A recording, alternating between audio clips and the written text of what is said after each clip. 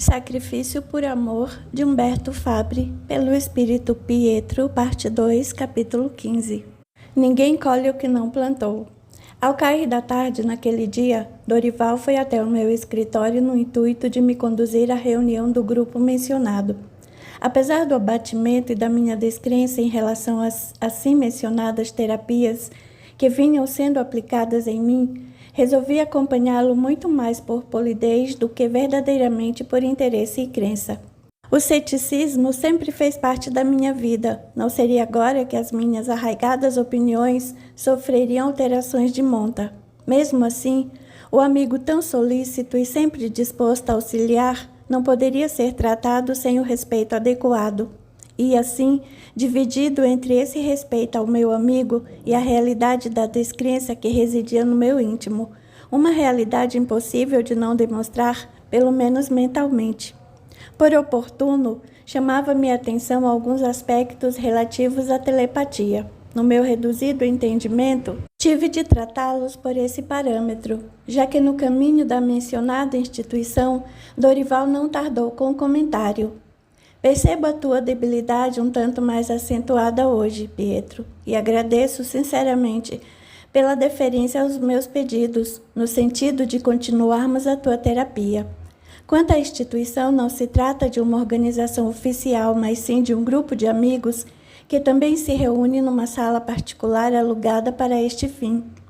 Prestar a assistência necessária nesses casos tão delicados relacionados à obsessão, à subjugação ou até mesmo à possessão realizada por espíritos, irmãos nossos, aliás que procuram manter a chama acesa da desforra pelos prejuízos recebidos através dos nossos equívocos. Devemos considerar, porém, que se passamos por situação dessa natureza, ou seja, obsessiva, é porque ninguém colhe aquilo que não plantou, conforme as leis divinas. No nosso caso, nos reunimos sem a constituição de uma sociedade por sermos poucos, ainda os que realmente se interessam por essas importantíssimas atividades na nossa sociedade, todas elas relacionadas e lastreadas na codificação kardecista. Somos, em outras palavras, espíritas.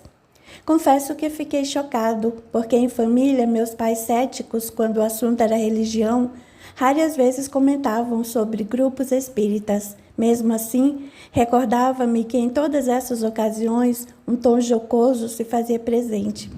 Quando procurei demonstrar a minha opinião, o Dorival, provavelmente percebendo a minha expressão, disse: eu contava que as primeiras manifestações nas nossas atividades, junto ao Jorge e o seu grupo, já fossem suficientes para que você identificasse essas nossas diretrizes, meu caro Pietro. Honestamente, Dorival, nunca tive qualquer familiaridade com as religiões devidamente constituídas, donas de rebanhos gigantescos. Para mim, os trabalhos assistenciais dirigidos pelo Jorge eram uma reunião ocultista. Sendo eu muito franco contigo, procurei atender aquele apelo em função do meu total desespero de causa, vendo a minha família destroçada e os problemas psiquiátricos se avolumando. Sequer me dei ao trabalho de me aprofundar nesse particular e atento realmente aos teus apelos muito mais pela educação e por me encontrar em condição completamente solitária diante desses intrincados problemas que estão somados às condições dos meus próprios negócios, os quais, aliás, vão de mal a pior. Veja, pois, o meu quadro. Situação financeira próxima do comprometimento fatal, sem qualquer perspectiva de melhora. 2 filhas internadas, 2 filhos jovens mortos. Para completar a minha desdita, a separação de Isabel possivelmente em caráter irrevogável. Com relação à separação especificamente, não que eu queira, mas tenho de respeitar a opinião e o desejo que Isabel mantém. Pois bem, se você estivesse vivenciando essas minhas experiências, não se agarraria em alguma coisa para não perder a razão? Dorival, sem demonstrar qualquer ponta de melindre, respondeu tranquilo: natural, que o teu sofrimento se revele o maior que possa existir no planeta, meu caro Pietro, porque ele é teu, sendo merecedor de toda a minha consideração. Todavia, a minha experiência de vida difere completamente da tua, por ter sido educado dentro de padrões voltados aos exercícios dos nossos potenciais espirituais de forma completamente racional, buscando diante da dificuldade não apenas me agarrar a este ou aquele recurso, mas sim entendendo racionalmente o porquê do sofrimento, além, é óbvio, de trabalhar para minimizá-lo ou exterminá-lo de vez, em caráter consciente, buscando fazer a parte que me compete com respeito ao exercício continuado do perdão, lastreado na prece e, acima de qualquer coisa, confiando em mim e no nosso Criador. Não tenho qualquer pretensão de torná-lo espírita, mas, da minha parte, procurar tão somente praticar os ensinamentos máximos do Cristo, que buscou sintetizá-los, visando a facilitar a nossa escalada evolutiva quando disse: amai a Deus sobre todas as coisas e ao próximo como a nós mesmos. Ora, se não fizermos coisa alguma pelo semelhante que sofre, que valor terá essa preciosa máxima de Jesus? Mantê-la nos lábios e longe do coração é continuar falseando a nossa condição de espírito, mantendo-nos no comodismo milenar de nada fazer que não seja apenas para nós e para aqueles com os quais mantemos um bom nível de relacionamento. Foi exatamente por isso que Jesus nos advertiu, e o apóstolo Mateus registrou no capítulo 5, entre os versículos 43 a 48, com os quais eu gostaria de me estender um pouco mais. Dizem, pois, o seguinte: ouviste o que foi dito, amarás ao teu próximo e odiarás o teu inimigo. Eu, porém, vos digo, amai os vossos inimigos e orai pelos que vos perseguem, para que vos torneis filhos do vosso Pai que estás no céu, porque ele faz nascer o sol sobre maus e bons, e faz chover sobre justos e injustos. Pois se amardes aos que vos amam, que recompensa tereis? Não fazem os publicanos também o mesmo? E se saudardes somente os vossos irmãos, que fazeis demais, não fazem os gentios também o mesmo? Sede vós, pois, perfeitos, como é perfeito vosso Pai Celestial. Entende agora alguns dos valores que movimentam a minha existência, Pietro? Confesso que fiquei sem palavras, procurando disfarçar a minha completa ignorância e desatenção para os tópicos relativos à vida e à espiritualização do ser. Respondi apenas com um sim, movendo levemente a minha fronte. Mas o Dorival, olhando-me com profundo respeito e procurando me tirar daquele constrangimento, informou-me: Pietro, já chegamos. Em pouco tempo, muitos desses pontos que estivemos tratando ficarão mais claros para você. Mantenha-se sereno e procure confiar nos teus potenciais. O Senhor não somente nos entende, mas também, em todos os instantes de nossas existências, nos atende. Sigamos. Capítulo 16. Sem grandes interesses. A sala, simples, mas de boas proporções, era dividida em 3 ambientes por divisórias com biombos. Ela já se encontrava com os participantes responsáveis pelo trabalho assistencial, além de uma dezena de pessoas, as quais seriam atendidas tanto quanto eu, conforme o amigo Dorival me informou.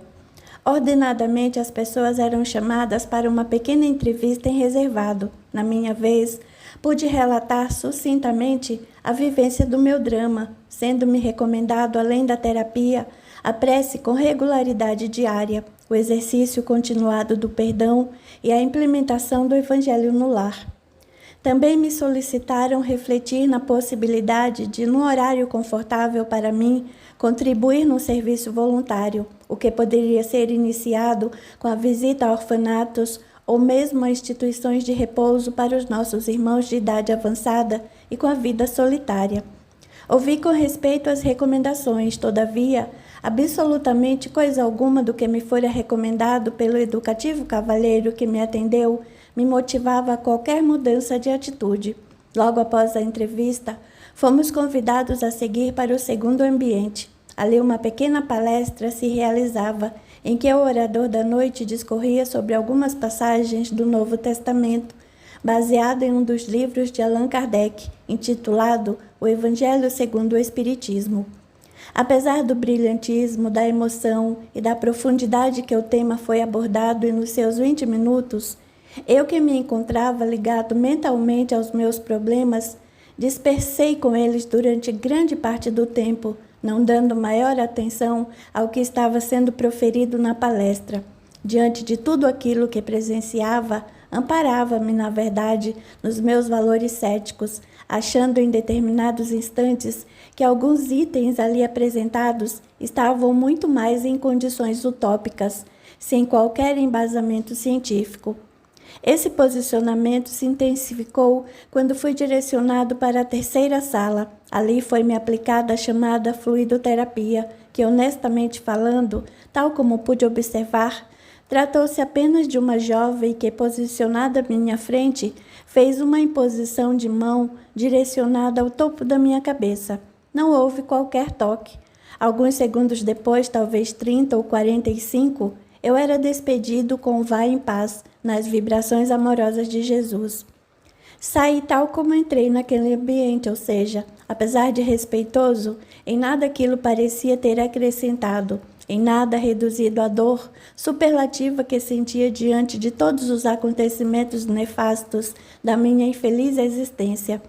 Foi quando eu novamente fui surpreendido pelo Dorival. Enquanto eu vivenciava os meus próprios colóquios mentais, o meu amigo, muito cautelosamente, me retirou deles, dizendo: "Sinto que você ainda não permitiu que a assistência prestada pudesse ser absorvida racionalmente, embora sempre recebamos o auxílio, por mínimo que seja, porque o Senhor das nossas vidas não exige que aceitamos a sua existência para nos atender em nossas reais necessidades, até porque Ele sabe o que e quando é melhor. Assim, Ele nos dá o alimento que supre todas as nossas deficiências, que é o seu infinito amor." Meio sem jeito, mas usando de franqueza, respondi: "Sendo honesto contigo, Dorival, todo esse aparato e a boa vontade dessas pessoas em nada me motivaram diante da carga infinita de problemas que eu carrego. Creio que as recomendações simplórias, na minha opinião, não farão grandes modificações nesse quadro em que me encontro. Compreendo e respeito o teu ponto de vista, Pietro. Entretanto, penso que as tuas análises poderão ser validadas após uma profunda inserção na matéria, através do estudo continuado, da pesquisa séria e isenta de concepções preconcebidas, já que o pesquisador sério e atento procura observar, de forma direta, todos os detalhes da ciência nova que lhe apresenta. Confesso que ruborizei diante das minhas colocações antecipadas, porém o Dorival, sendo uma pessoa compreensiva e bondosa em seu tratamento, me retirou com simplicidade daquela condição ao dizer: "Gostaria de presenteá-lo com o exemplar de O Evangelho segundo o Espiritismo, para que você possa, no momento do seu interesse, ler, estudar e meditar sobre as suas lições. Com certeza absoluta, muitas respostas ou direcionamentos surgirão para a tua vida, meu caro Pietro. E diante dos problemas que lhe assaltam a existência, as quais você classifica como de uma carga infinita, aproveito para lhe sugerir especialmente a leitura do capítulo 6 dessa obra, cujo título é O Cristo Consolador, enfocando adequadamente os 2 itens iniciais do capítulo, os quais recebem o subtítulo de O Jugo Leve. Tenho certeza, repito, que essa obra lhe será de grande serventia, não apenas para esses momentos de dor pelo qual você vem passando, mas principalmente para a reordenação da tua existência, ou melhor, da tua vida, posto que essa sim é eivada de existências." Agradeci o regalo que o amigo me entregou carinhosamente, dizendo-lhe que procuraria estudá-lo para comentários futuros. No fundo, porém, apenas pensava em ganhar tempo, já que a leitura não me despertava grande interesse. Capítulo 17. Aspectos racionais. Por alguma razão que eu desconhecia, naquela mesma noite da assistência pude dormir um pouco mais tranquilo por algo em torno de 3 horas. A madrugada ia alta, quando despertei com o ruído de um carro que passava pela rua, tirando-me literalmente dos braços de Morfeu. Foi o suficiente para que retornassem as minhas lembranças, as preocupações com o que havia ocorrido até então, os problemas relacionados aos negócios e ainda o futuro que se desenhava sem qualquer perspectiva de melhora. Sem conseguir conciliar o sono novamente, Fui até a saleta de leituras onde havia deixado o livro com o qual Dorival me presenteara. Procurei me acomodar da melhor forma possível numa poltrona que havia ali, e abrindo o livro ao acaso, sem qualquer pretensão que não fosse aquela de forçar mais algumas horas de sono, me deparei com o capítulo 12, cujo título em letras garrafais dizia: Amai os vossos inimigos. Confesso que fiz uma leitura rápida dos primeiros itens, até me deparar com o de número 5, os inimigos desencarnados. Apesar do meu total desinteresse pela matéria religiosa, as observações do autor apresentavam um alto grau de sensatez e racionalidade. Li e reli, pois inúmeras vezes os pontos abordados antes de avançar para as próximas páginas. Comecei a considerar que as pessoas que se mostravam tão idôneas e interessadas nos meus problemas, sem qualquer relação outra que não fosse a de me auxiliar naquele drama, a começar pelo próprio Dorival, mas também incluindo Jorge e a sua equipe, enfim, todas aquelas pessoas não poderiam se envolver com aquela matéria contida naquele livro pura e simplesmente por fanatismo, por uma concepção desprovida de raciocínio lógico, sem que houvesse, enfim, algo de real dentro de tudo aquilo que professava. Com efeito, todas elas demonstravam tamanho equilíbrio e compreensão diante das minhas explanações e mesmo das manifestações daqueles chamados comunicantes espirituais, que comecei a desconfiar que a telepatia, a dupla personalidade, os traumas mentais e emocionais de fato responderiam diversas questões experimentadas por muitas pessoas. Em parte sim, mas seguramente os aspectos psicológicos do ser não responderiam às questões de forma absoluta em todas as circunstâncias. A partir desse instante, meus pensamentos entraram num verdadeiro turbilhão de questionamentos. Questionava justamente as ocorrências oníricas, os ruídos nas casas anteriores e mesmo nesta em que eu residia atualmente, as enfermidades fatais dos meus 2 filhos, além dos problemas psiquiátricos acentuados das minhas filhas, os meus negócios que andavam na contramão do mercado que se expandia, e o meu relacionamento arruinado com Isabel, essa que sempre fora a musa inspiradora da minha vida. Tudo isso, afinal, deveria ter obrigatoriamente uma explicação racional. Quem sabe aquelas considerações relacionadas à reencarnação e aos prejuízos por mim causados às entidades, ou pessoas que agora viviam em outra dimensão, seriam mesmo reais? Seria isso de fato possível? Tão logo amanheceu e o horário se mostrou conveniente, decidi telefonar para o Dorival, para lhe dirigir as minhas dúvidas. Iniciei saudando-o. Mais rapidamente o amigo percebeu a minha disposição, um tanto renovada para a matéria que antes eu negligenciara. Perspicaz como sempre, deu-me respostas sem que eu formulasse as perguntas, talvez por serem elas muito básicas diante do seu conhecimento. Fico extremamente feliz, meu caro Pietro, com a tua disposição de se abrir para os aspectos da espiritualidade, procurando gradativamente conhecê-la dentro dos parâmetros possíveis do nosso estado evolutivo. Continuarei acompanhando-o nas terapias que lhe estão sendo ministradas. Podemos logo mais à noite iniciar o culto do Evangelho no seu lar, se o dia for conveniente. O horário é você quem decide.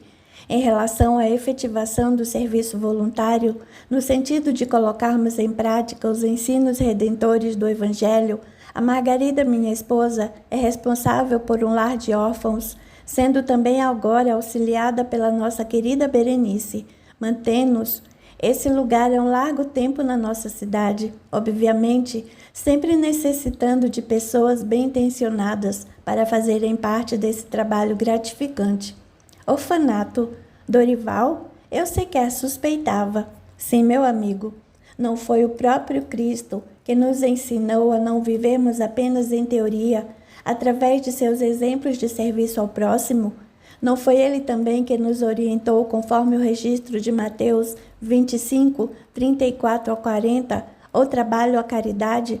Disse ele: Então dirá o rei aos que estiverem à sua direita: Vinde, benditos do meu Pai, possuí por herança o reino que vos está preparado desde a fundação do mundo. porque tive fome e deste-me de comer, tive sede e deste-me de beber, era estrangeiro e hospedaste-me, estava nu e me vestistes, adoeci e visitastes-me, estive na prisão e fostes me ver.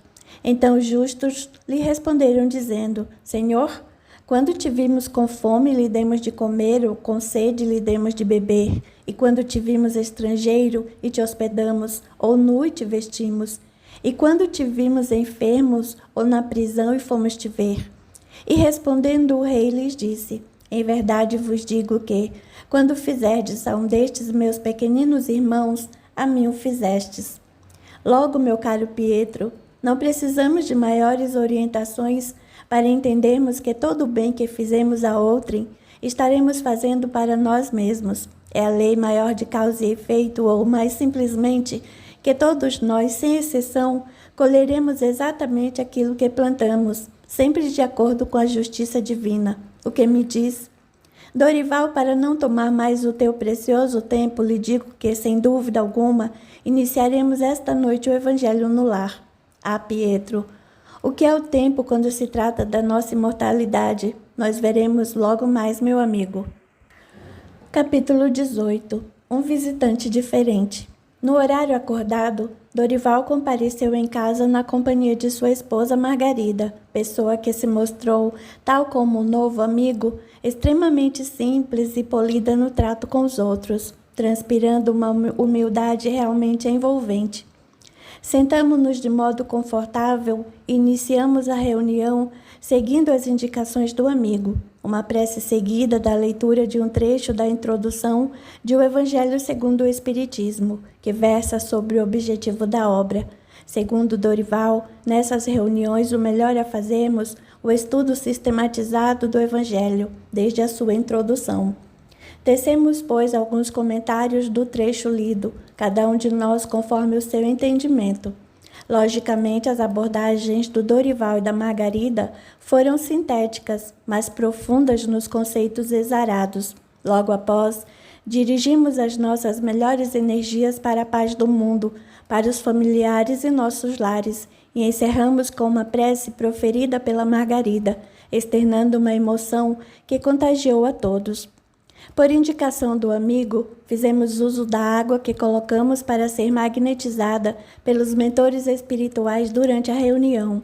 Por curioso, a porção a mim reservada exalava o odor e o sabor de um medicamento. Isso foi logo explicado pela Margarida. Tratava-se da possibilidade de os mentores fazerem uso de substâncias da dimensão em que operam depositando na água, por exemplo, ou mesmo a própria energização do ambiente em uma verdadeira transferência de energias espirituais. Tanto no caso de uma substância da dimensão espiritual, energizando o ambiente, como também quanto no da fluidificação da água, ambos os recursos são possíveis em termos de tratamento, e no caso específico da água, sendo ela o melhor condutor de energia que se conhece no plano dimensional ao qual estamos afeitos enquanto reencarnados, este benefício é consideravelmente enorme. Encerramos então nosso encontro em clima de muita alegria. Tão logo o casal se retirou, decidi me recolher ao leito mais cedo, envolto num grau de felicidade que jamais sentira. Adormeci rápido, mas para minha surpresa vi-me fora da organização somática. Então uma pessoa para mim desconhecida apresentou-se me cumprimentando. Que a paz do nosso Senhor e Mestre permaneça em nossos corações, meu irmão Pietro. Entre a surpresa e a curiosidade perguntei: desculpe, o senhor é? Apesar de os nomes não terem a menor importância, digo-lhe que posso ser chamado de José. Na verdade, Pietro, para que eu me faça mais claro nesta minha identificação, sou encarregado por acompanhá-lo nesta presente existência, na qual as provas redentoras se apresentam para você como fatores de revisão e de mudança de rumo, tanto em relação à tua própria existência, quanto a daqueles com os quais você presentemente se relaciona. Convivemos durante certo tempo, em relação comum, quando da tua existência no século XIII. Naquela ocasião, a minha função era de simples tratador das montarias utilizadas na tua propriedade. Hoje volto e desde o início desta tua presente reencarnação, tenho acompanhado o desenrolar dos fatos, procurando através das inspirações diretamente a você e com a assistência de mentores mais especializados, a implementação de situações específicas, bem como a inclusão de pessoas no teu caminho. Não querendo interromper, mas já interrompendo, o Senhor seria uma espécie de anjo guardião? A entidade sorriu bondosamente e respondeu: Não estou nesta posição, meu caro Pietro. Sou apenas um servidor do Cristo, em trabalho voluntário junto a você. Conforme lhe disse, tenho tão somente a responsabilidade de auxiliá-lo e dentro do possível. Mas o Senhor estava exatamente onde até este momento, diante de todo o sofrimento que me foi imposto, trabalhando para que o teu despertamento pudesse ocorrer e procurando evitar que você saísse dessa existência pela porta infeliz do suicídio. Todavia, Pietro, nós, os encarregados de protegermos e orientarmos os nossos assistidos, não somos mordomos dele, tampouco senhores que buscam limitar a liberdade dos nossos pupilos. Nossa assim chamada interferência limitada, obviamente, pelo uso do livre-arbítrio do protegido, está voltada aos avisos através de situações e de pessoas, uma vez que, conforme sabemos de há muito, Deus atende às suas criaturas através de suas criaturas. Em outras palavras, você se lembra da feliz coincidência, como se elas pudessem ocorrer no universo do nosso Senhor, do encontro com o Dorival. Isso é um exemplo do nosso auxílio. O Dorival é, com efeito, o recurso que dispomos para auxiliá-lo nesta nova etapa da tua vida, que se abre para os devidos ajustes na relação infeliz e doentia que você implementou junto aos irmãos que hoje lhe cobram pelos excessos cometidos naquele antigo período da história. Senhor José, sou castigado, tanto eu como os membros da minha família, de forma cruel, por demônios que sequer sei exatamente quem são. Inicialmente, Pietro, eles não são demônios, mas sim irmãos nossos, filhos do mesmo Pai, mas que procuram enganosamente fazer justiça, excluindo as leis de Deus. Usam para isso conceitos arraigados em seus psiquismos, que trazem do período das ofensas mortais em relação aos corpos físicos que envergavam, cujo causador direto foi a tua ganância naquele momento, secundando por alguns dos seus familiares que hoje o acompanham na condição de filhos e filhas.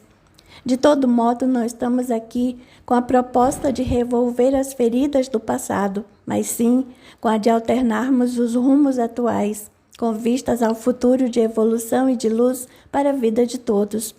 Para isso, reforço agora diretamente o convite feito a você para o trabalho voluntário. Procure Pietro, ingressar nele no menor tempo possível, a fim de que a lógica da vida e das leis do Senhor se façam materializadas na tua existência.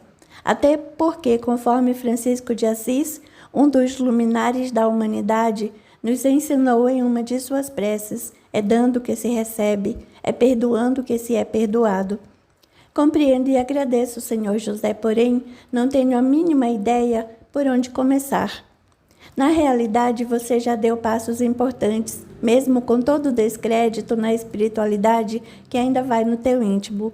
Fez progressos através das reuniões no grupo de assistência desobsessiva dirigido pelo Jorge, da participação na terapia fluidoterápica e da implementação do Evangelho no lar.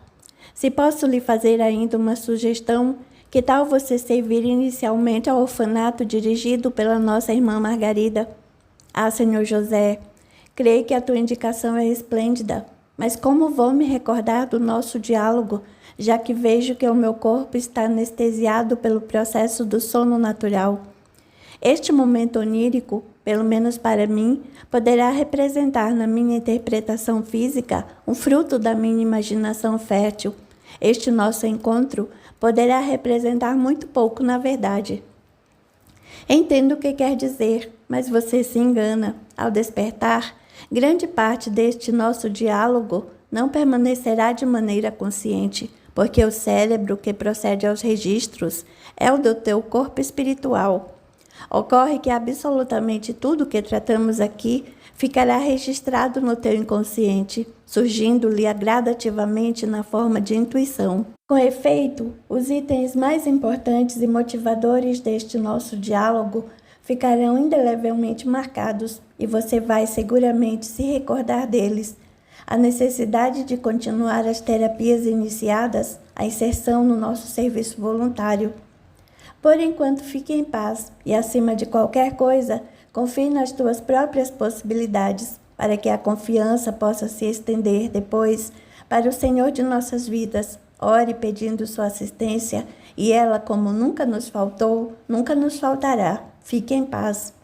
Ao se despedir, a figura daquele nobre senhor foi se esvanecendo. Eu, enquanto isso, despertei sentindo-me renovado, com o desejo firme de fazer alterações significativas na minha presente existência. Capítulo 19. Alterando posicionamentos. Decidi, enfim, que eu tomaria um rumo diferente na vida. Alteraria minha descrença completa, iniciando com o pedido de perdão aos meus supostos desafetos, verdadeiros ou não. O que eu poderia perder com isso nesta altura dos acontecimentos? Diante de situações tão difíceis de serem negadas, pelo menos aparentemente, em relação ao plano assistencial no qual eu estava inserido, conscientizava-me de que estava sem forças para continuar lutando sozinho. Assim o fiz então. Iniciei rogando perdão às pessoas que eu havia prejudicado, estivesse elas em qualquer dimensão, expressando esse pedido do fundo do meu coração, já estraçalhado pelo sofrimento, em ver uma família destroçada diante da minha total impossibilidade de fazer coisa alguma positiva por eles.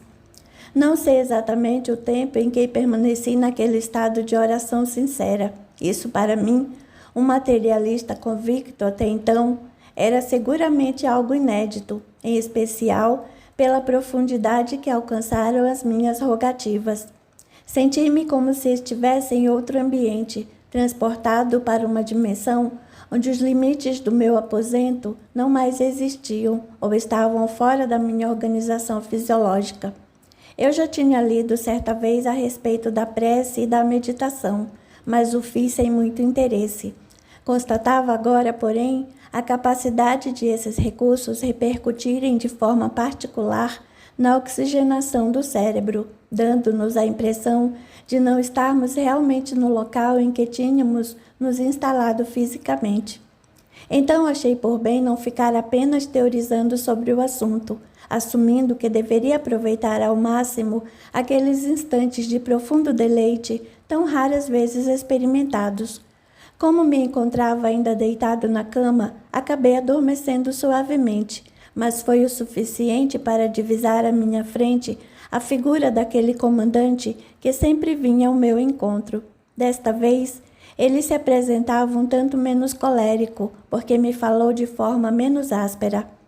Você pede perdão por tudo que nos proporcionou de mais cruel. Todavia, se tal ocorresse com a tua família diante dos teus olhos, provavelmente a tua posição não seria diferente em relação a procurar justiça pelos danos irreparáveis que nos foram impostos. Não consigo, ou melhor, não posso te perdoar, porque a dor, não do cutelo que foi aplicado na minha cabeça nos momentos finais da minha existência, mas sim a dor de ver os meus filhos, a minha esposa e alguns funcionários, incluindo também seus rebentos, todos eles, enfim, serem sacrificados a sangue frio. Para mim, isso é simplesmente insuperável. Portanto, faça o que você quiser, mas lhe garanto que você não vai se livrar da minha presença justiceira. Hei de fazê-lo sofrer, dando-lhe na mesma medida aquilo que você me ofereceu. Liquidarei as tuas gêmeas e depois, após assistir a todo o teu sofrimento, me incumbirei de você propriamente. Ouvindo tudo aquilo, ajoelhei-me diante dele comovido. Por sua vez, com a descrição sintética realizada pelo meu interlocutor, abriram-se as imagens daqueles instantes fatídicos em que convivemos, tal como se eu viajasse no tempo para dentro de mim mesmo. Pude então divisar o drama de que ele tratava, observando-o na posição de mero assistente, mas que curiosamente vivia a sensação do momento, sendo-me possível conceber que de fato eu agira conforme o meu desafeto tinha indicado. As cenas eram de tamanha realidade e crueza que as lágrimas se fizeram espontâneas. Era realmente inacreditável que eu tivesse agido daquela maneira com os meus semelhantes. Diante de tanta dor, lancei-me aos seus pés e lhe pedi clemência, não mais temendo os desdobramentos representados pelas suas ameaças, mas sim rogando para que o seu perdão atenuasse a minha consciência culpada e macerada por tudo o que havia vivido até aquele instante. Ele se afastou rudemente, virando-me então as costas, retirou-se do ambiente dizendo: "Nunca você alcançará o meu perdão, sua víbora peçonhenta. A tua falsidade produz estas cenas. Elas realmente são dignas de um excelente intérprete."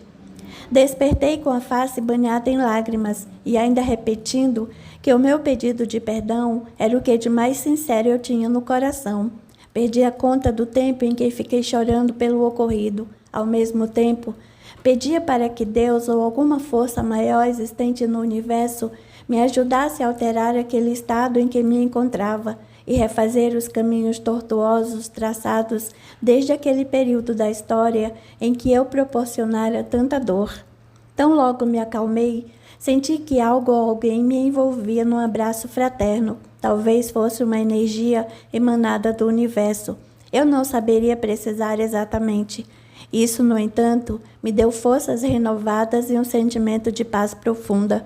Senti então que uma voz me dizia: "Vá em busca do trabalho com Cristo, em busca do serviço que exercitará os teus nobres sentimentos. Procure o mais breve possível ingressar nas atividades gerenciadas pela Margarida, a esposa do Dorival. Não adie mais a complementação da tua terapia." Não ouvi coisa alguma mais, porém, achei mesmo que o aviso poderia ser fruto da minha intuição. Fosse o que fosse, peguei o telefone na cabeceira da cama e fiz uma chamada para a residência do Dorival. Capítulo 20. Atitudes renovadas. Assim que encerrei meu breve relato, o Dorival, sempre solícito, convidou-me a ir na instituição presidida pela sua esposa, tão logo me liberasse dos afazeres do dia. Eu fui para o escritório como de costume, mas carregando um verdadeiro fardo nas costas, já que a motivação para o trabalho, que já não rendia os frutos de tempos anteriores, se consistia agora para mim em outra prova a ser superada. Ocorre que, por mais estranho que possa parecer durante o trajeto, que eu muitas vezes percorri a pé, comecei a conversar comigo mesmo, ou talvez com alguma mente que se colocava em sintonia com a minha. Curiosamente, ao pensar nos compromissos que me aguardavam, uma espécie de voz interior tentava me incentivar. Não esmoreça diante das atividades que te esperam, porque elas se constituem em verdadeira bênção disciplinar para você.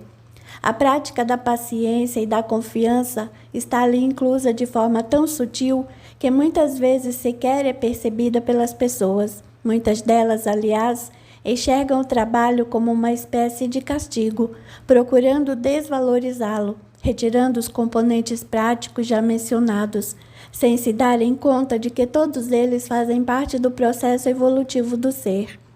O escritório de onde você gerencia os negócios é o último bastião a ser derrubado pelos nossos irmãos, que residem em profunda ignorância, buscando se vingar pelos prejuízos de que foram alvo no passado.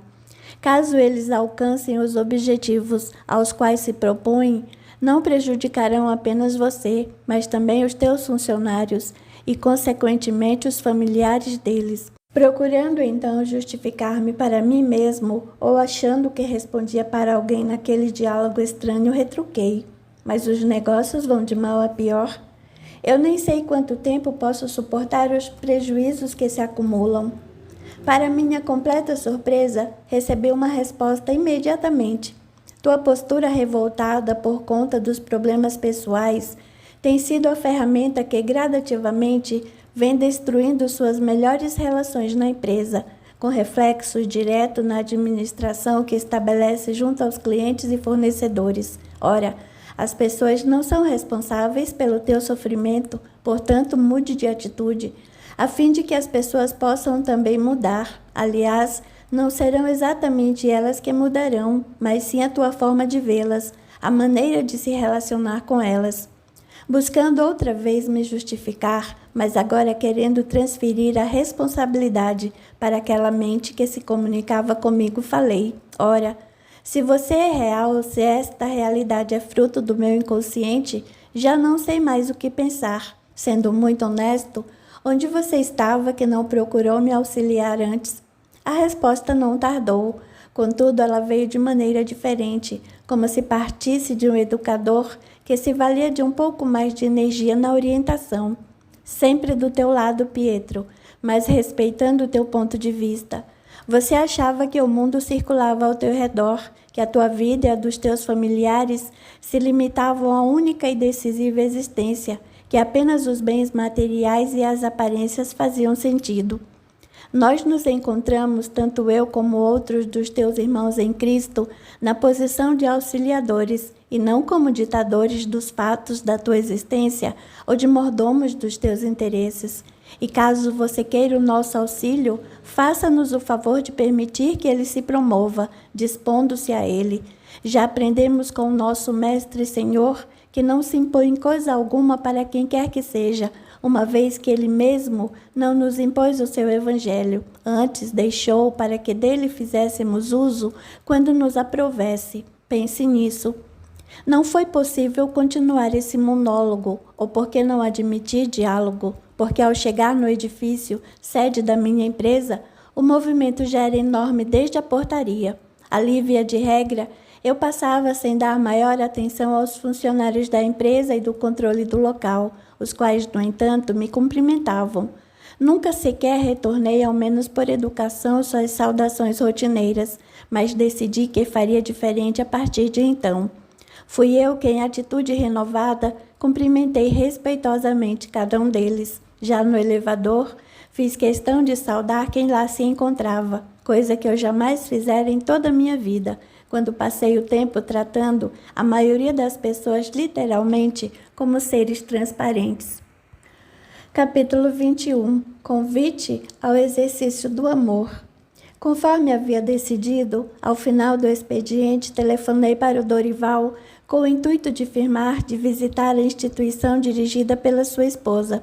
O amigo informou-me então que ela já me esperava, mas que ele iria para lá também. Assim nos encontraríamos e conversaríamos um pouco mais.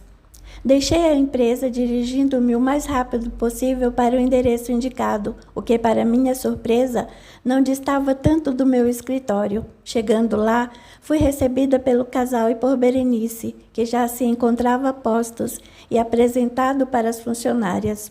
Elas, muito zelosas, serviam jantar para as crianças, as quais, de acordo com a Margarida, representavam 70 órfãos das mais variadas idades. Muitos deles, por estarem entre os 10 e 11 anos, não eram adotados, sendo vítimas do preconceito, não apenas pela idade, mas principalmente pela cor. Essa era uma informação que distava dos meus interesses até então. De fato, eu havia dedicado toda a minha atual existência em defender os interesses da minha própria família e a da minha empresa, não dando qualquer atenção às criaturas que não fossem, a rigor, úteis para mim.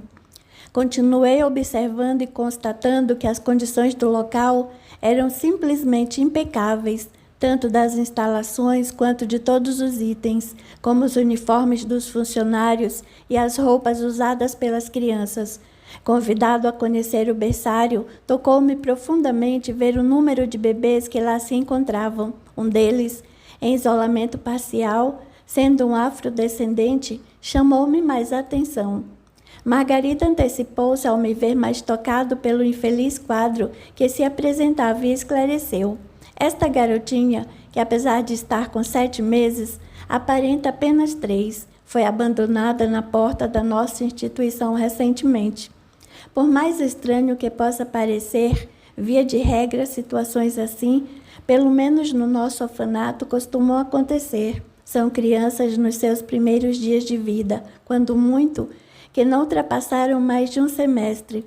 Encontramos essa pequenina numa manhã de chuva, enrolada em sacos de farinha.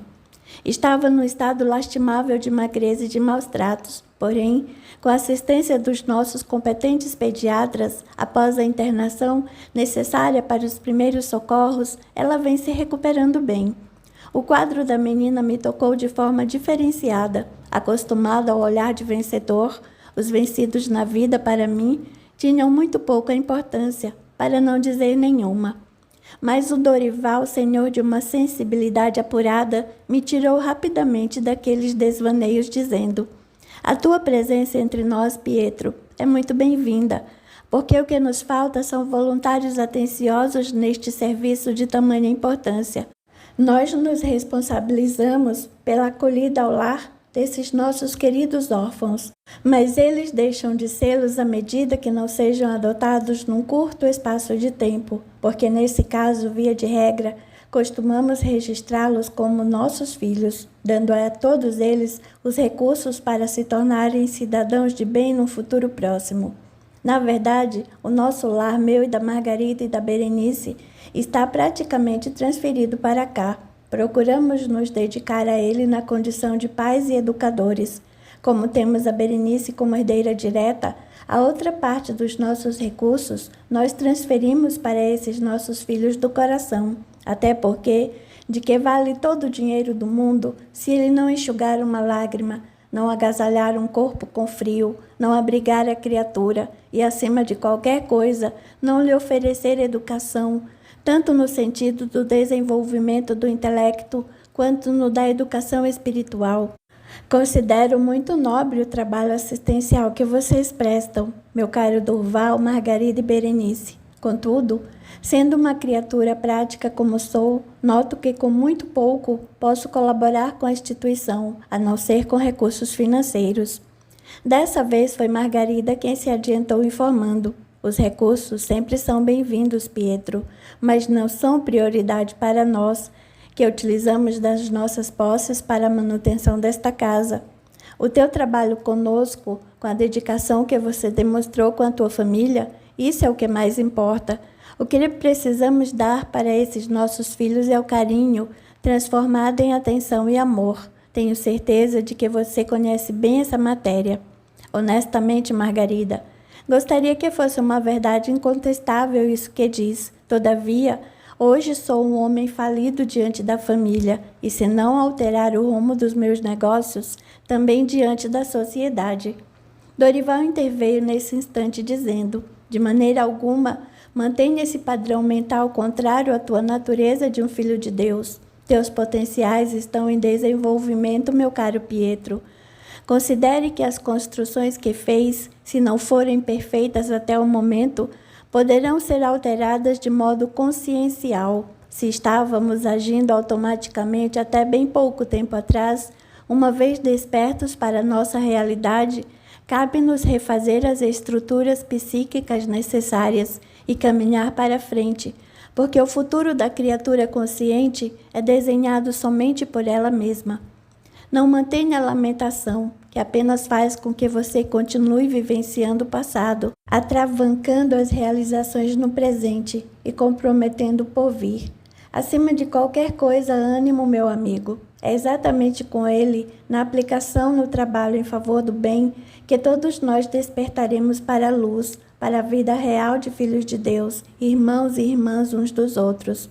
Está à tua frente, Pietro, a oportunidade de redenção. Portanto, não permita que ela escape entre os dedos. Através deste trabalho de amor ao semelhante, um amor completamente desinteressado, é que abrimos o nosso coração. Como exemplo, tanto eu como a Margarida e agora a Berenice, nos abrimos para a realidade da vida, compreendendo-a e percebendo que a nossa condição neste planeta é a do aluno que precisa cursar a escola do amor aos seus semelhantes. Esperamos que o bem em forma de serviço ao próximo, isso, enfim, que nos tocou, também possa tocá-lo, porque é dessa forma que nos conscientizamos de que somos espíritos na escalada rumo à perfeição possível diante do Criador. Então lhe pergunto, pronto para a tarefa? Um tanto acanhado diante de amigos tão abnegados, apesar das dúvidas em relação a mim mesmo, e como consequência em Deus respondi, sim, que Deus me ajude. Dorival, sorrindo, completou: ele com certeza já está ajudando Pietro, inclusive no teu processo de identificação do imensurável amor dele por todos nós, pois gradativamente você toma consciência disso e se permite envolver. Capítulo 22. Mudanças significativas. Junto ao casal amigo e a sua filha, convenci-me de fato de que poderia fazer algo pelo meu semelhante, dedicando-me diretamente, com isso aumentando a minha sensibilidade. Não mais seria apenas aquele tipo de caridade tão mencionada que eu praticara, com doações realizadas pela minha empresa, a qual se dava sempre no intuito de angariar o respeito da coletividade e os benefícios junto aos órgãos governamentais, reduzindo a carga de impostos. Apesar de ser esclarecido pelo Dorival de que era melhor fazer algo pelo semelhante, mesmo interessado, do que nada fazer, sentia que essa atividade me serviria até mesmo para não ocupar as horas apenas com o trabalho, uma forma, aliás, de fugir dos problemas que me assaltavam. Eu vivia entre a empresa e a visita às minhas filhas na clínica psiquiátrica. Essa rotina certamente reforçava o meu ponto de vista, segundo o qual eu estava sendo literalmente castigado em vê-las no estado idêntico, sem qualquer melhoria no quadro enfermiço, apesar da terapia aplicada. No meu caso, o psiquiatra que me atendia, o mesmo que acompanhava as minhas garotas, vendo que o meu quadro melhorara sensivelmente, reduziu parte da medicação de que eu fazia uso, dando-me maior autonomia para administrar os problemas que me desafiavam. Isso me fez um bem enorme. Sentia-me menos dependente, apesar de ser auxiliado por ele nos momentos mais significativos, frente às dificuldades que se avolumavam sobre a minha cabeça. Curioso foi notar que, por mais estranho que pudesse parecer, toda essa melhoria pareceu exponenciar-se após algumas semanas de serviço voluntário no orfanato. Eu procurava chegar um pouco antes de ser servido o jantar para as crianças, isso não só para atendê-las com a alimentação, mas principalmente para auxiliar na sua higiene, nos cuidados, enfim, necessários antes de colocá-las para dormir. Dedicava-me principalmente na área onde se encontravam os bebês, com destaque particular para aquela menina afrodescendente, que fora registrada pela instituição com o nome de Lourdes. A criança passou a exercer certo fascínio sobre mim. Se eu ficasse com a minha vida regularizada junto a Isabel, de quem, aliás, eu não desistira, sempre na expectativa de retornar o relacionamento, não fosse isso, eu adotaria a menina sem qualquer sombra de dúvida. De todo modo, também é fato que toda essa melhoria no meu bem-estar geral estava relacionada à assistência espiritual que eu continuava a receber, através do grupo coordenado pelo Jorge e da instituição onde a terapia fluidoterápica me era aplicada em caráter contínuo.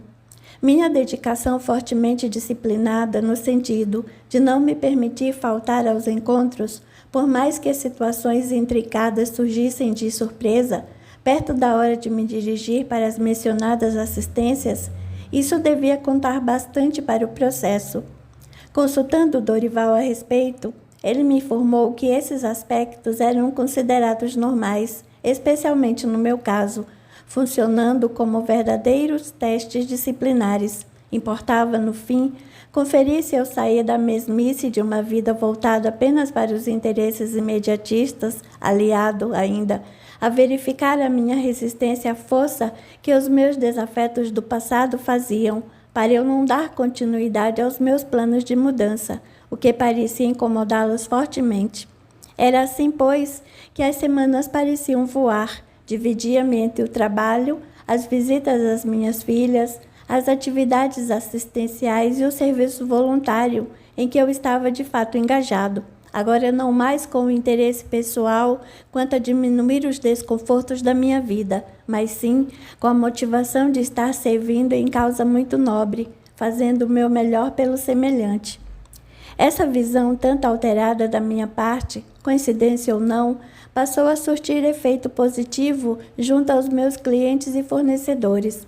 Alguns dos profissionais mais próximos a mim chegaram a comentar a mudança de humor que se operara nas minhas tratativas, tornando o relacionamento comigo muito mais fácil.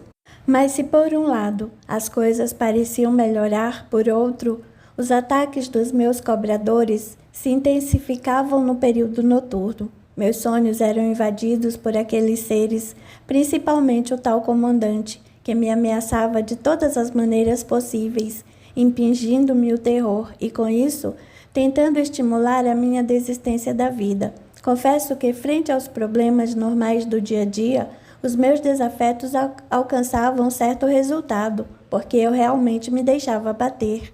Somente conseguindo superar o estado de desânimo quando me encontrava no orfanato, servindo de alguma maneira aquelas crianças. Margarida, sempre solícita e observadora, convidou-me a assumir em caráter regular o trabalho junto ao berçário, em virtude de um dos voluntários ter se mudado de cidade por questões de trabalho.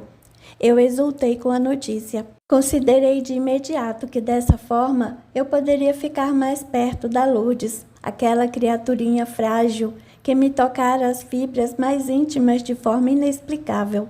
No linguajar comum, aqueles bebês desmanchavam meu coração, transformando-me tão significativamente que em muitas oportunidades via-me com os olhos úmidos diante de tanta fragilidade e ternura daquelas almas que reiniciavam a jornada terrena, conforme as palavras do casal amigo.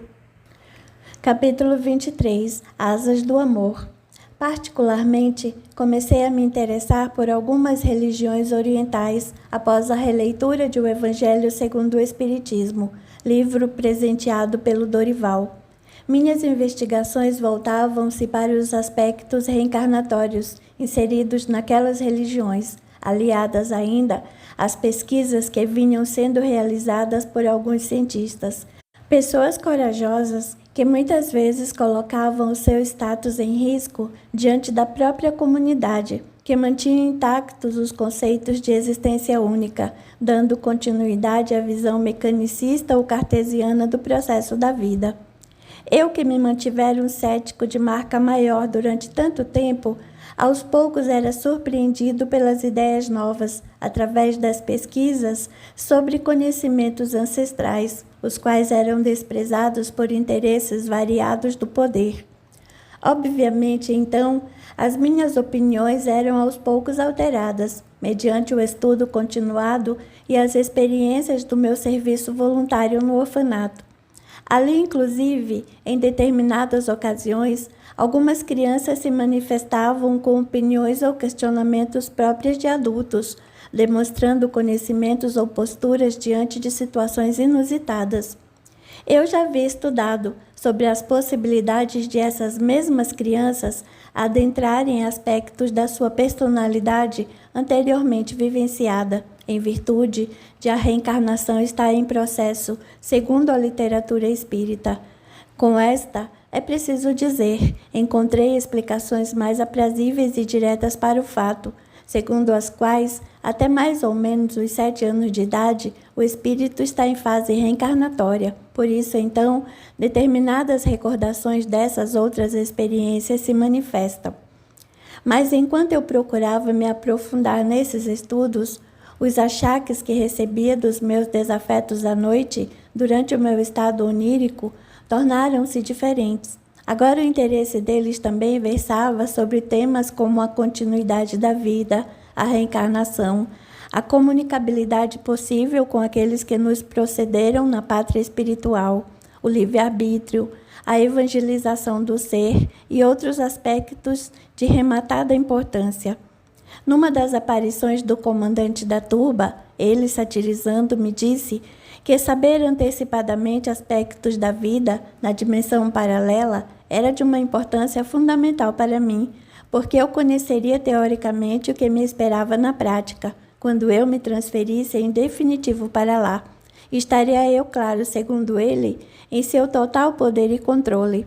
Honestamente, não me amedrontei com a ameaça, quando me recordei daquele sonho real, mas algo em suas palavras me chamou a atenção. Tratava-se da situação em que se encontravam os meus filhos. Meus questionamentos e até as minhas preocupações não tardaram a ser esclarecidas ou minimizadas.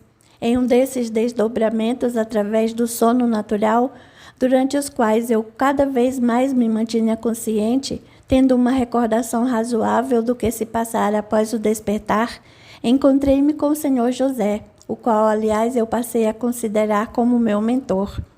Em questionamento direto a ele a respeito dos meus 2 filhos desencarnados, que poderiam estar sob o quante do grupo vingador, fui devidamente esclarecido pela sua bondade. Pietro, meu irmão, o Senhor não é carrasco dos seus filhos. No seu imensurável amor, atende a todos com imensa misericórdia. Os seus 2 rapazes encontram-se numa instituição assistencial no nosso plano, recuperando-se dos vincos enfermiços mantidos pela mente em desalinho durante o período em que estiveram subjugados. Estão sendo devidamente preparados para a reencarnação no futuro próximo, junto a esses mesmos irmãos que hoje se postam como obsessores, mas que um dia acenderão a conscientização de que todos nós necessitamos conjugar o verbo perdoar. Mas, Senhor José, fui informado pelo comandante da falange que nos obsidia de que eles foram feitos prisioneiros. A mentira é uma arma bastante comum na metodologia da vingança, Pietro, e muitas vezes eficaz, causando pânicos nos incautos. O nosso irmão, durante certo tempo, utilizou-se desse instrumento para criar embaraços maiores junto a você, mas você precisa despertar para a realidade do amor do Cristo. Veja que não existe espaço no universo para a vingança continuada. Se o erro aconteceu, uma vez conscientizados dele, passamos para a condição de reparo do mesmo. Para isso, nada melhor do que o exercício do amor ao próximo nos instantes mais simples e desinteressados do nosso trabalho no bem. O importante é que estejamos atentos ao ensino do Cristo. Vigiai e orai. Vigilância dos nossos pensamentos em desalinho, para que não se tornem ações, e trabalho constante no bem. Esses são os elementos primordiais do processo, sendo a prece a ligação e o sustentáculo do Senhor, a fim de que continuemos realizando o melhor para a nossa vida e a do nosso semelhante.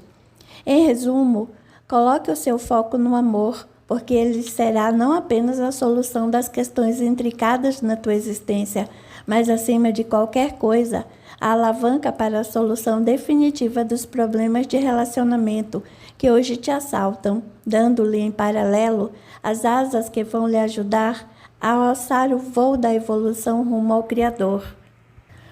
Capítulo 24. Considerações conscientes. Não foi muito longa a espera de uma visita do comandante da falange que perseguia a mim e aos membros da minha família, com a honrosa inserção da Isabel. Em sonho, pesadelo, desdobramento que estava da minha organização fisiológica, algo de inusitado ocorreu. A postura do comandante não era mais a de um cruel vingador. Havia até mesmo certa complacência no seu olhar, que depois foi sendo alterada à medida que se dirigia a mim nestes termos. Você é uma serpente ardilosa, demônio dos infernos, com aquele grupinho de carolas, está pretendendo destroçar as minhas fileiras, retirando bem debaixo do meu nariz companheiros de luta de fundamental importância no meu processo de justiça aplicado a você e a tua família. Aliás, 2 dos teus são nossos prisioneiros, ao passo que aqueles travestidos em garotas ainda se encontram mais para o meu lado do que para o teu. Saberemos aplicar também neles, ou nelas se preferir, o castigo adequado, fazendo você pagar pelos erros que cometeu o maldito genocida. Não sei exatamente o que me passou pela cabeça naquele instante, porque, tomando coragem, que às vezes eu duvidava ter, repliquei. Sei que tenho para contigo e parte dos teus uma dívida de enormes proporções, mas não posso ficar estacionado naquele período da história, onde eu agia de maneira inconsciente. Por isso mesmo, encontramo-nos em situação diferente neste presente momento. Você na condição de cobrar pelos danos sofridos, o que na tua forma de pensar é até justa, e eu que não me encontro mais na condição de algoz ou de contendor, mas sim na de consciente de que preciso lhe pedir perdão. Eu entendo que isso, no presente momento, é de uma dificuldade atroz para você, dados os danos que lhe impetrei. No entanto, caso a minha redenção não seja possível junto a você e aos teus, saiba que eu continuarei trabalhando pela minha renovação, procurando fazer todo o bem que me seja possível, valendo-me de qualquer recurso positivamente alcançado por mim, os quais vou transferir a você e ao grupo que lhe segue o direcionamento. Mentiroso, você mente. Conheço o teu perfil miserável, que esconde por trás da pele de cordeiro o lobo sanguinário que é e sempre foi. Mas eu esmagarei a tua cabeça como se faz com uma cobra venenosa, fazendo o mesmo com todos aqueles que te rodeiam, apesar dos teus intentos ardilosos que venho acompanhando. Essa tua postura de carola bonzinho junto aos grupinhos que você frequenta não me convence, tal como aconteceu com alguns componentes das minhas fileiras. Saiba, todavia, que na mesma medida que alguns desertam, outros nos são agregados por interesses similares, trabalhando conosco em regime de trocas. Você não sairá ileso só porque anda com essa conversinha sobre Jesus, estudos estes ou aqueles. Isso aí, aliás, serve tão somente para o teu conhecimento daquilo que te espera depois do túmulo, conforme já te informei antes. Na verdade, será excelente encontrá-lo consciente, para que você receba a aplicação das medidas justas, incluindo nesse teu flagelo a visão dos teus 2 filhos, que não passam de objetos nas minhas mãos. Sem que eu me colocasse como seu opositor, respondi: independentemente do que você faça, saiba que continuarei a orar por todos e pedir o teu perdão, materializando as minhas súplicas e o meu pedido no serviço em favor do semelhante. Nada mais temo por aquilo que poderá me acontecer, seja diante de você, seja de quem quer que se apresente com o título de cobrador. Também saberei perdoar, através da minha dedicação efetiva no trabalho digno de cada dia e do voluntariado completamente desinteressado, somente visando a corrigir o rumo inadequado que um dia tomei na minha vida.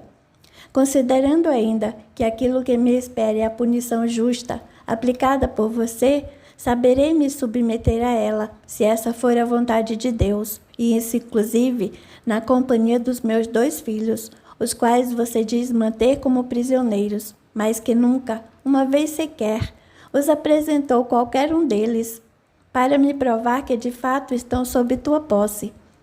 Ele pareceu indignar-se verdadeiramente com as minhas palavras finais, porque, dando-me as costas, saiu vociferando: volte para o inferno, que é o lugar de onde jamais você deveria ter saído. O fato de eu não lhe mostrar qualquer um dos 2 é apenas para aumentar o teu sofrimento. Decidi não ir à tréplica. Antes procurei apaziguar a situação no meu interior. Dessa forma, despertei recordando-me de absolutamente tudo e procurando entender como eu encontrara forças e argumentos para rebater as considerações do meu assim chamado desafeto. Capítulo 25. A bênção da intuição. Sendo ainda muito cedo, aguardei um horário conveniente para telefonar para o Dorival, apesar de a ansiedade invadir-me sensivelmente no sentido de conseguir alguma orientação a respeito do ocorrido durante aquela noite. Quando telefonei, o Dorival pareceu estar esperando a minha ligação, talvez porque tivesse recebido as minhas ondas mentais em comunicação, ou mesmo algum amigo espiritual tivesse tido o ensejo de lhe adiantar uma parte do assunto. O fato é que, depois das saudações habituais, ele iniciou dizendo: boas novas em relação ao nosso irmão que insiste na desforra, Pietro. Achei melhor não iniciar com questionamentos um tanto infantis do tipo: como você sabe? Preferi enfocar os pontos que me despertaram maior curiosidade. Pois é, Dorival, durante o estado onírico, e segundo me recordo, salientando que a nitidez do fato permanece nas minhas lembranças, esse nosso irmão responsável pelo meu processo obsessivo me parece cada vez mais tranquilo. Não de uma maneira geral, mas algo de fato parece ter sido significativamente alterado. percebi que aquilo que dizia não acordunava integralmente com a vibração, as energias emanadas por ele. Pietro, vejo avanços consideráveis em você, destacando primeiramente essa tua postura, tratando-o como um irmão nosso, o que é de fato, quer ele esteja ou não equivocado diante das leis de Deus. Esse aspecto merece mesmo ser destacado, porque demonstra uma mudança de tratamento na relação desequilibrada com a qual vocês estiveram envolvidos. O segundo ponto, não menos importante, está relacionado às assistências que estão sendo prestadas a você e através de você. As alterações para melhor do teu campo mental terminaram por influenciar aquele que está diretamente vinculado a você. Posso me valer do exemplo da relação familiar para ilustrar o que digo. Quando uma postura é sempre adequada por parte dos pais, isso cria laços de influência benéficas nos filhos, os quais, conforme sabemos, são espíritos com históricos muitas vezes bastante complicados de uns e superados de outros. Naqueles que por vezes trazem antagonismos os mais variados, a educação continuada, tendo exemplos do que se procura ensinar, influenciarão de tal forma o filho equivocado que muitas das suas tendências desagradáveis poderão pura e simplesmente desaparecer ou ser diminuídas. Ao mesmo tempo, as virtudes em exercício terão seu devido estímulo. Faz todo sentido, Dorival. Além disso, a manutenção das energias em franco desequilíbrio pela ilusão da vingança, as quais são mantidas pelo nosso irmão, também acabam auxiliando no processo de renovação, uma vez que elas são completamente contrárias ao que deve vibrar em nós. Sendo mais objetivo, somos luz em franco progresso, através das experiências evolutivas. Mas quando estamos na contramão da nossa realidade, nos desgastamos em tal intensidade que em determinado momento a nossa própria natureza clama por aquilo que de fato somos. Pietro, você pode imaginar o que é se manter mentalmente no passado, ou seja, vivenciando as realidades do século XIII? São 7 séculos de vivência real no passado, porque o tempo, para aquele que odeia, literalmente não passa, dentro dessa medida de tempo que adotamos e que chamamos de nosso. Exatamente por isso é que Jesus nos concitava ao perdão das ofensas e a prece para aqueles que nos caluniam e perseguem. Perdão é a libertação da alma, o caminho que faz com que não desperdicemos o tempo sagrado que nos é dado pela bondade do Criador. Bem, mas vejo que criei praticamente um monólogo e não um diálogo. Desculpe-me, meu caro. Absolutamente, Dorival. Preciso muito das tuas orientações, pois apesar de me dedicar ao estudo continuado, estou diante de novidades diferentes a cada dia. Está certo, Pietro, então me diga, o que mais você sentiu desse nosso irmão? Que ele falseava quando se referiu aos meus 2 filhos desencarnados. Ele fala de tê-los como prisioneiros. Quando eu recebi a informação de um amigo espiritual, conforme comentei anteriormente contigo, este se identificou como José, dizendo-me que os meus 2 garotos estão sendo assistidos numa instituição conveniente na dimensão paralela. Qual a tua percepção deste caso, Dorival? Que é natural que seja assim, meu caro. Aliás, uma das armas utilizadas pelos nossos equivocados irmãos, quando se trata de justiça, é criar referências confusas, sempre no sentido do desgaste daquele que é o alvo dos seus procedimentos vingativos. Ora, qual o pai ou a mãe que não vai se condoer com a notícia de que um ou mais dos seus filhos estão sob o guante do sofrimento, seja ele de que maneira for? Não temos inúmeros exemplos, muitas vezes acontecendo conosco mesmo, de sentirmos na forma de aviso, tal como uma intuição ou inspiração, o estado de desequilíbrio em que se encontra qualquer um dos nossos entes queridos? Quantas vezes procuramos saber como eles estão através de uma ligação telefônica, em virtude da distância física em que nos encontramos, e somos surpreendidos com uma enfermidade ou algum mal-estar que estão passando, além de pequenos acidentes ou coisas semelhantes. Aliás, Isso acontece não somente em casos de tristeza, mas também nos de alegria, as mais diversas. Até porque, se fizermos um balanço, temos mais situações felizes do que infelizes numa existência. Mas elas muitas vezes não são devidamente valorizadas, como, por exemplo, a bênção da visão, a audição, da palavra, da família e da saúde, de uma maneira geral, além da possibilidade de uma vida intensa no trabalho em nosso favor e em benefício do nosso semelhante, sobretudo quando sabemos que aquilo que fazemos para o nosso próximo, o fazemos para nós mesmos. Isso nos mostra, na verdade, prova mesmo, que estamos ligados pelos fios invisíveis do pensamento, emitindo e recebendo sentimentos e emoções em tempo integral. Por isso, o ensinamento do Cristo se repete para todos nós, no sentido de vigiar e orar com regularidade. Muito para refletir, não, Dorival? Gostaria que soubesse que sou muito grato pelo seu tempo.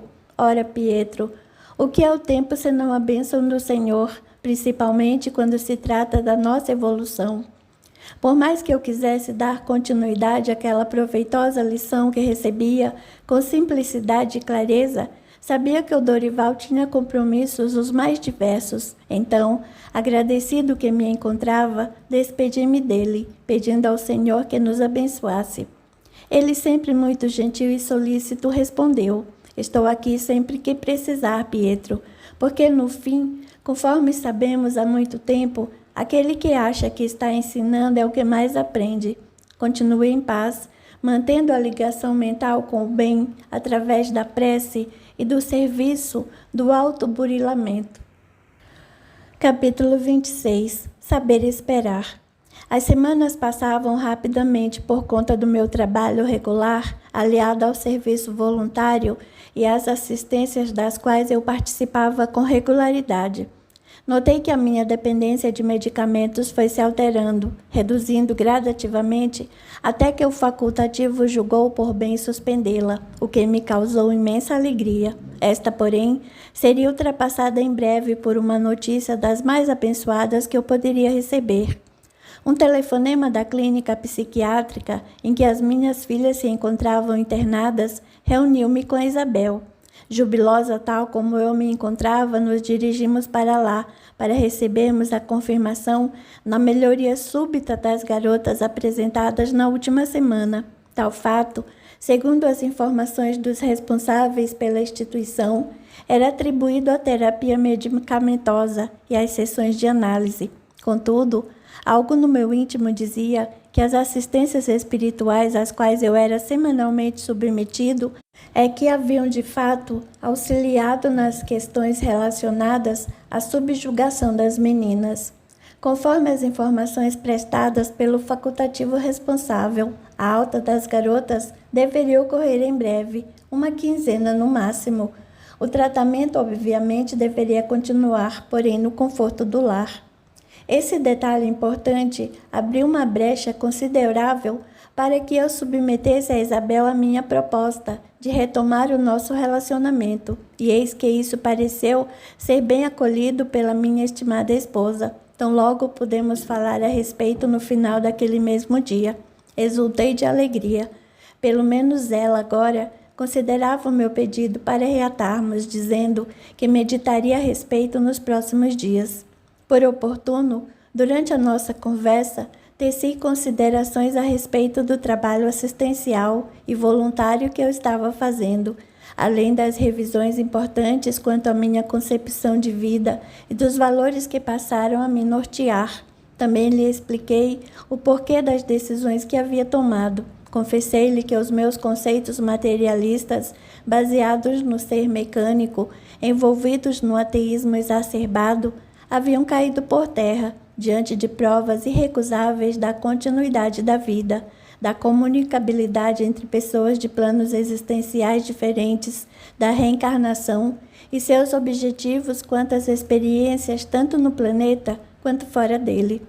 A minha reforma interior, segundo explanei, estava longe de acontecer, mas a minha decisão em relação aos objetivos de uma vida voltada exclusivamente para mim e para aqueles que se relacionavam comigo enquanto membros da família, havia sido alterada substancialmente.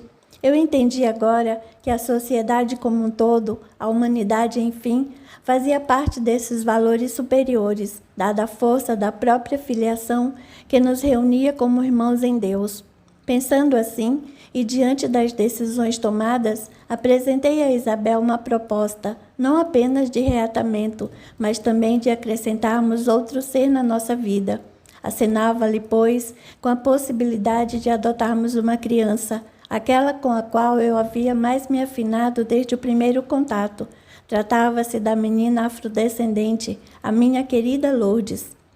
Percebi, achando inclusive natural, que a postura de Isabel foi a princípio de certa desconfiança de tudo o que for enumerado por mim. Logicamente, o benefício da dúvida era do seu direito, cabendo a mim conter a ansiedade, sabendo aguardar pacientemente o seu veredicto. Aliás, paciência era algo de que eu não poderia reclamar, tamanha a quantidade de exercícios que a vida me propunha em relação a ela, e isso com grande regularidade.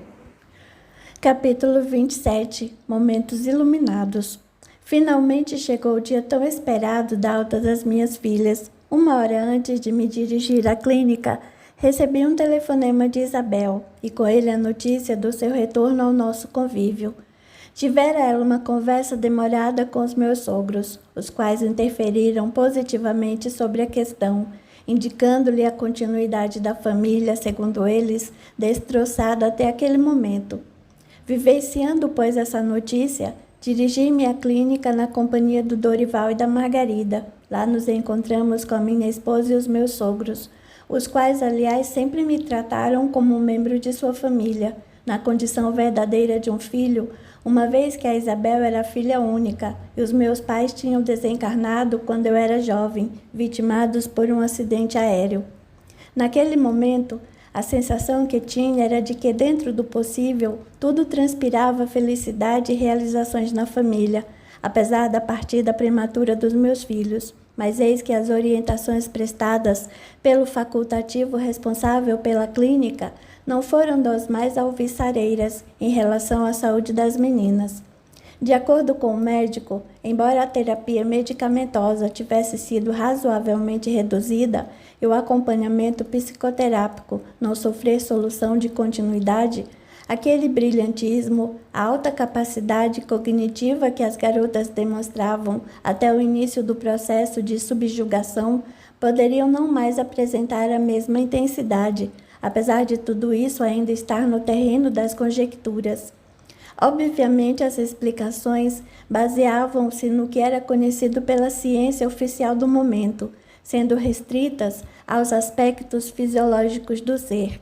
Para além disso, conforme agora eu entendia, baseado no aprofundamento dos estudos sobre a espiritualidade, o que de fato ocorria, é que o cérebro no corpo astral das meninas tinha sofrido ataques de alta agressividade pelos obsessores. Esses, em caráter de rotina, certamente resultaram no fato de que agora as expressões no cérebro físico delas seriam lamentavelmente prejudicadas. Enfim, dada essa compreensão nova que eu possuía, conseguia perceber que o que importava de fato, apesar da preocupação em relação aos quesitos apontados pelo médico concernente às meninas, era a reunião da nossa família outra vez, pelo menos o que tinha sobrado dela. Apesar de tudo, a felicidade que nos proporciona o fato de podermos ter um lar reconstruído completamente pelo amor, por maiores os problemas que possamos administrar, já é sem dúvida alguma uma das maiores bênçãos que o Senhor reserva para os seus filhos. Assim é que os contatos iniciais com as nossas meninas se tornaram tanto mais próximos, dada a redução da medicação a que estavam sendo submetidas até então. Mas, por paradoxal que seja, rapidamente notamos certa distância entre nós estabelecida por elas.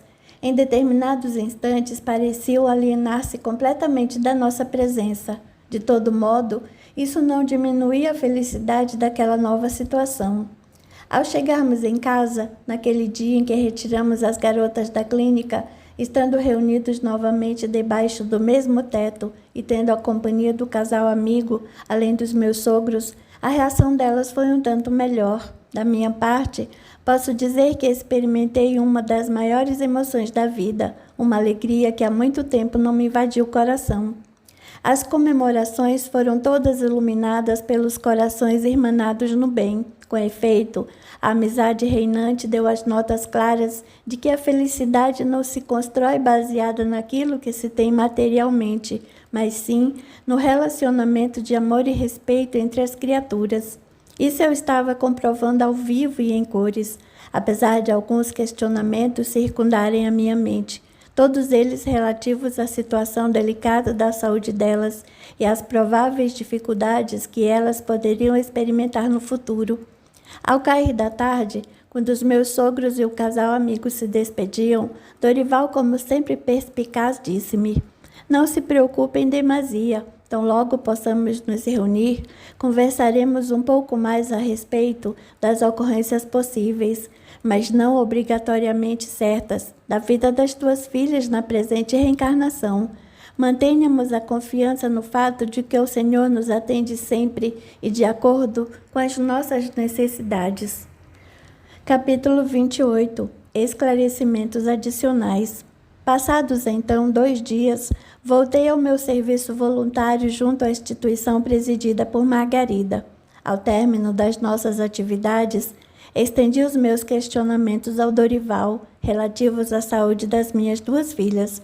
O que mais me interessava dizia respeito aos possíveis danos no cérebro das garotas, causados pelo período em que estiveram sob o processo de subjugação. O Dorival, com a tranquilidade costumeira e sempre buscando informar, consolando, iniciou os esclarecimentos.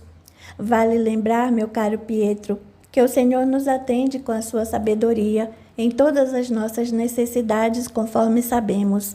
Nesse sentido, alguns aspectos da existência atual podem se mostrar contrários aos nossos interesses mais diretos. Com efeito, nem sempre somos socorridos naquilo que queremos, mas sim no que realmente é necessário para nós.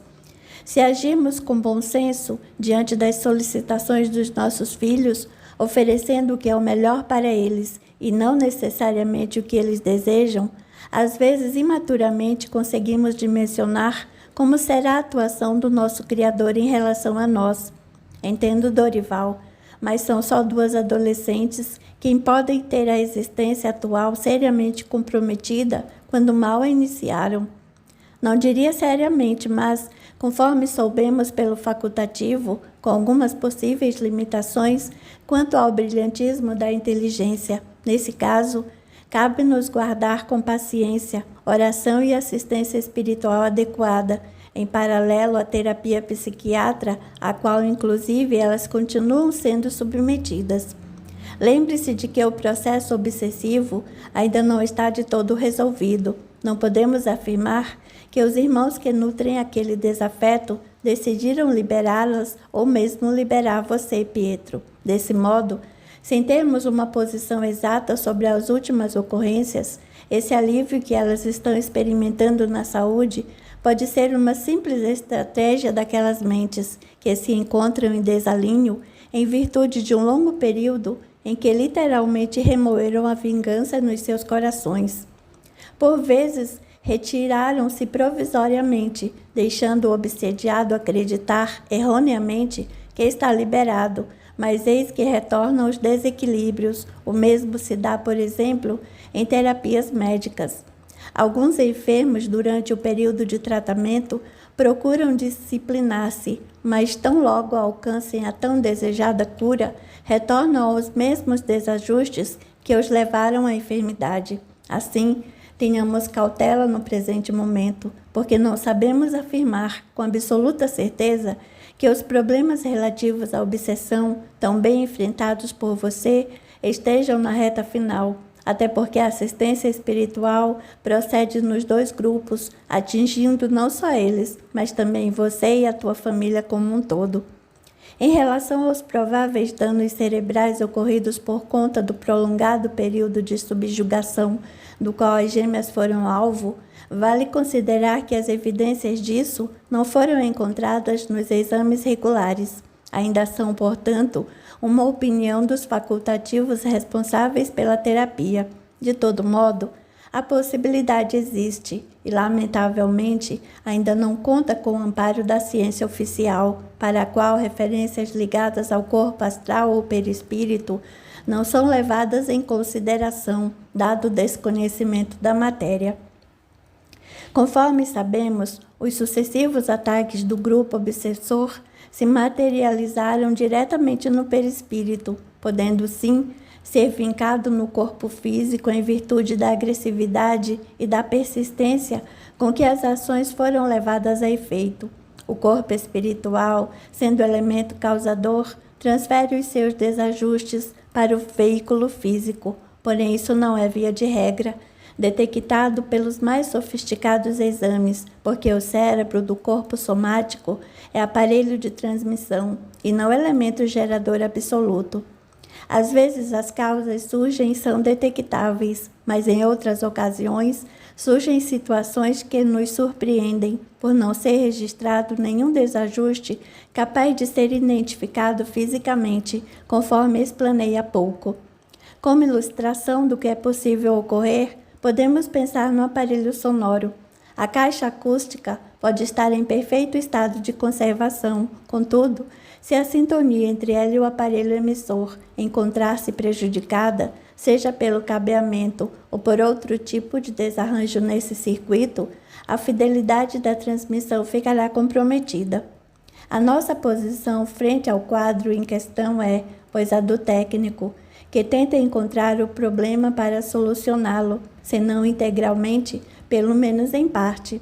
Isso equivale, no nosso caso, a continuar as assistências propostas em serviço de parceria com os mentores amigos.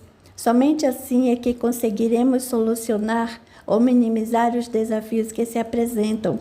Creio, portanto, ser ainda muito cedo para qualquer outro veredito, uma vez que estamos em pleno atendimento.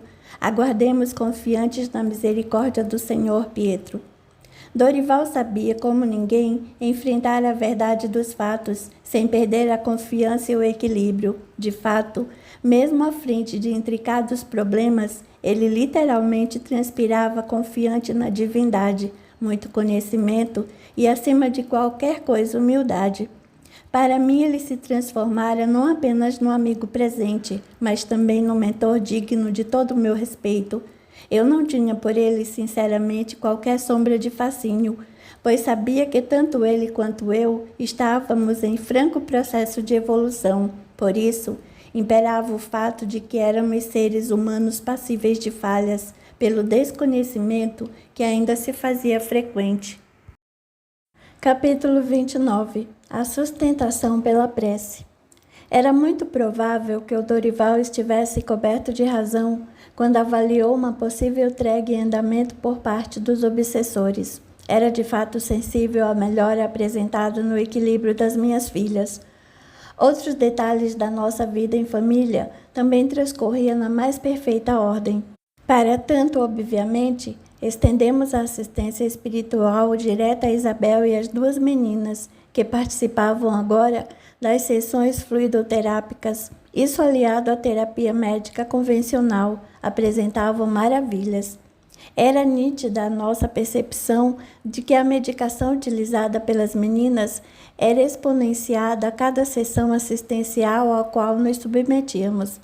A partir das tantas explicações do Dorival, reforçando as minhas leituras, fui compreendendo, pois, que as ações magnéticas impetradas no perispírito e que gradativamente agiam no duplo etérico eram transferidas posteriormente para o corpo físico, no verdadeiro processo de transfusão energética de um corpo para o outro.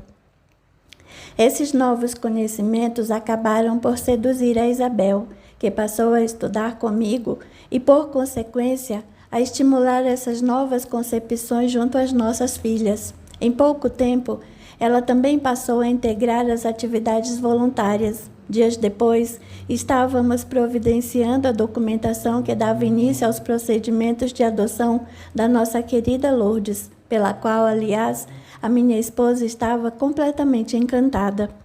Mas diante de tantos momentos de alegrias vivenciados de maneira simples, porém gratificantes para nós, que reconstruímos a nossa existência. Eis que o ressurgimento do chefe da falange que nos obsidiava não se fez por esperar. Uma noite em que nos recolhemos mais tarde do que o de costume, ao final de uma reunião de estudos que havíamos realizado em casa na companhia do Dorival e da Margarida, eu me vi conscientemente desdobrado da organização fisiológica. Com total naturalidade, conseguia divisar o meu corpo, que repousava no leito junto à minha esposa. Diante de mim, a figura agora um tanto abatida do mencionado comandante. Algo havia sido substancialmente alterado, já que o seu semblante demonstrava certa redução energética. Em alguns instantes, se olhava guiava como se um tipo de alienação se operasse nele. Procurou se recompor diante de mim, falando menos encolerizado que das outras vezes. Não sei qual o tipo de sortilégios que você e essa turma de carolas igrejeiros vêm pregando contra mim e a minha equipe, mas posso lhe garantir que as baixas e os danos que você consegue nos impor temporariamente não serão suficientes para alterar os nossos propósitos de justiça junto a você e seus 2 comparsas travestidos de meninas. Diante da ameaça, recorri imediatamente à prece, solicitando a Jesus que algum dos seus iluminados missionários me inspirasse as palavras, para que eu não viesse a cometer algum deslize, pondo tudo a perder.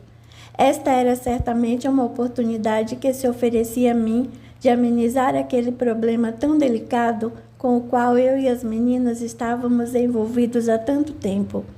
Então, numa confiança sem igual, me envolveu de repente. Enquanto mentalmente eu orava, parecia que luzes do alto, numa cor safirina, nos envolvia. Com profundo respeito, respondi: não estamos praticando coisa alguma que vise ao teu prejuízo ou ao dos teus correligionários, os quais são como você, nossos irmãos diante do Criador. O único objetivo que nos move é o da reconciliação, através do exercício do perdão incondicional, lastreado também na constante busca da prática do amor que o Cristo nos ensinou. Posso lhe garantir que esses danos aos quais você se refere são, na realidade, o esgotamento energético que ocorre de forma gradativa em vocês. Isso, por sua vez, tem origem nos propósitos que vocês carregam, todos eles contrários à tua, e por que não dizer, a nossa natureza que é divina, por sermos herdeiros diretos do Pai. As mencionadas baixas, ocorridas no teu grupo, provam o que estou dizendo. Uma vez que esses nossos irmãos se esgotaram com o sofrimento que impõem para si mesmos, agindo, como já disse, de forma contrária às suas naturezas, a questão, pois, é simples. Não fomos criados para odiar, mas sim para amar. E essa chama potencial do amor encontra-se, incita em nós. Assim, enquanto resistirmos a tal realidade, o atrito se fará recular, causando-nos desconfortos, os quais se apresentam de maneira sutil, porém constantes. O meu interlocutor demonstrava certa irritação com as minhas palavras. Contudo, eu percebia que aquela sua postura não era real. Havia, de fato, uma alteração energética entre ela e o que provinha do seu campo mental, porque, subitamente, ele se virou para mim e disse de forma áspera: vá para o inferno com as tuas palavras doces. Elas não me convencem depois de tudo que você me fez. O perdão é algo simplesmente impossível.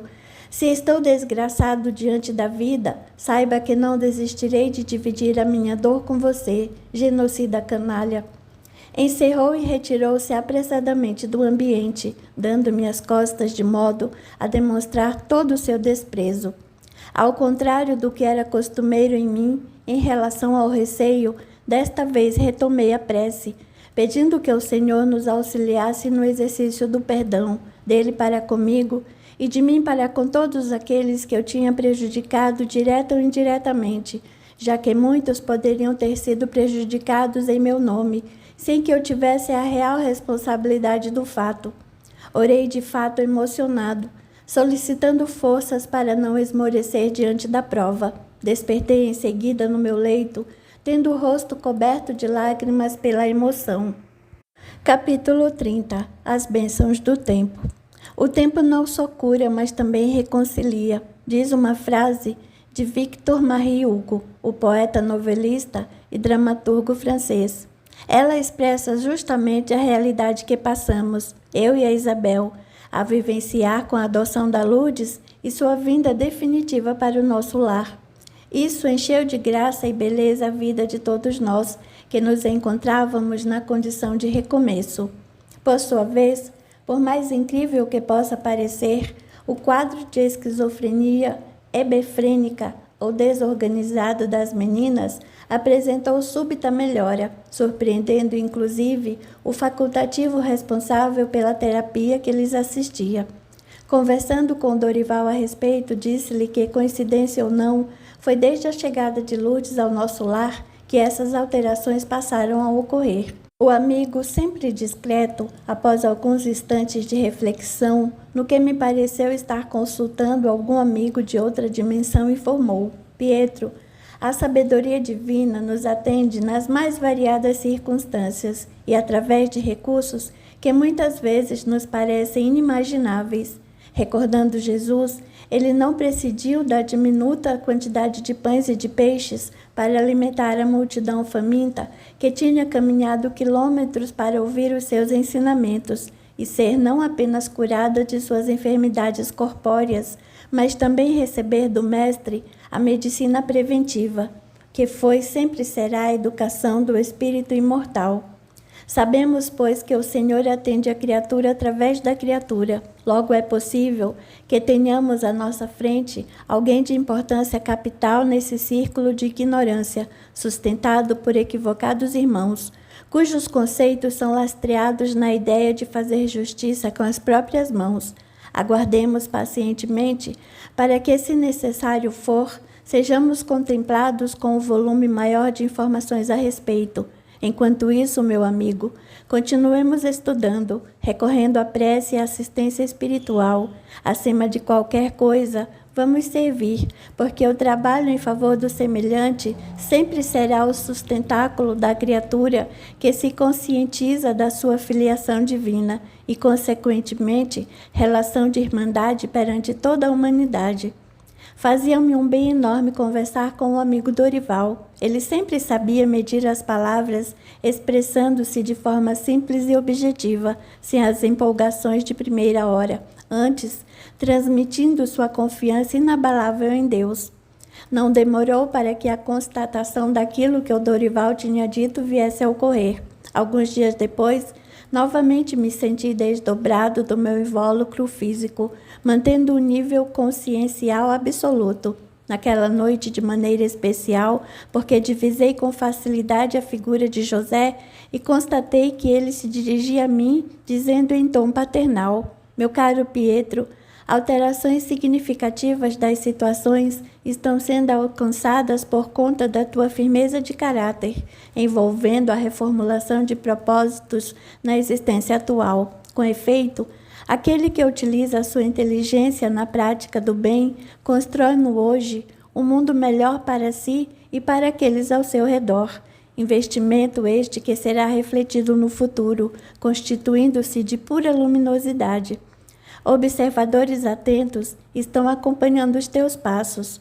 Posso lhe garantir que eles estão surpresos, não somente com a tua perseverança, mas também com as influências benéficas causadas por você através do exemplo, esse fator que fala mais alto que qualquer palavra. As influências atingem tanto a Isabel quanto as tuas duas filhas, cuja melhoria vem sendo gradativamente constatada por você.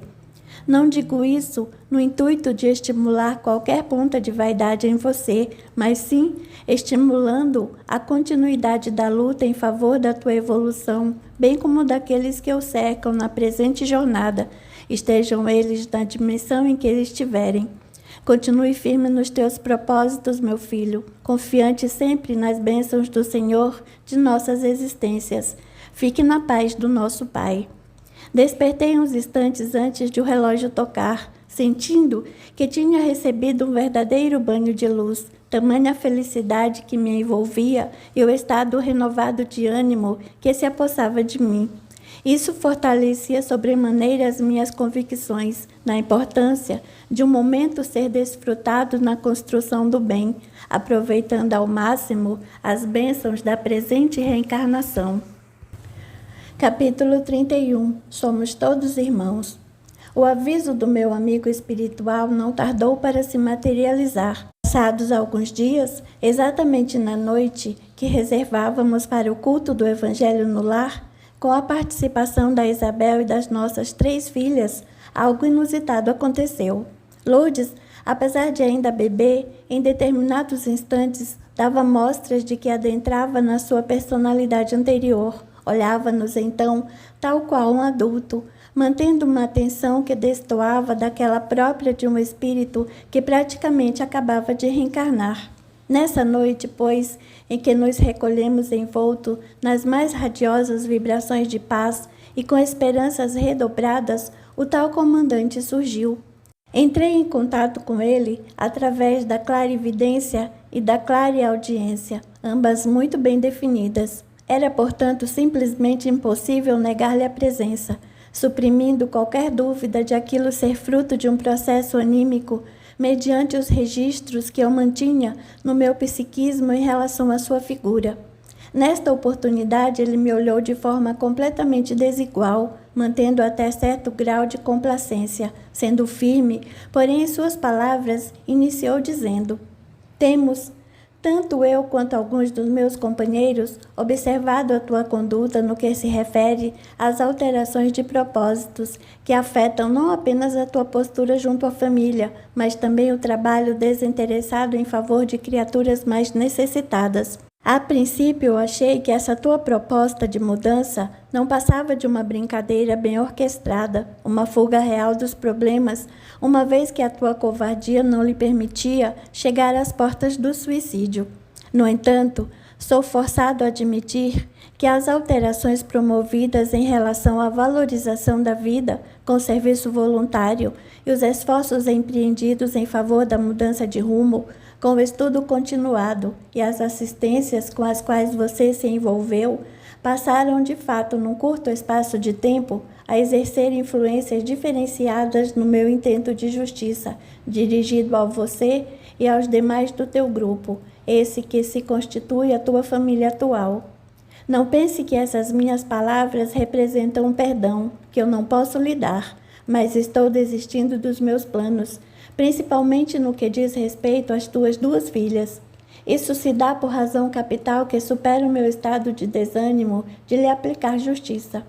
O fato é que a Lourdes se constitui a base, o ponto central que moveu a minha decisão de modificar o processo correcional que eu deveria continuar mantendo em relação a você.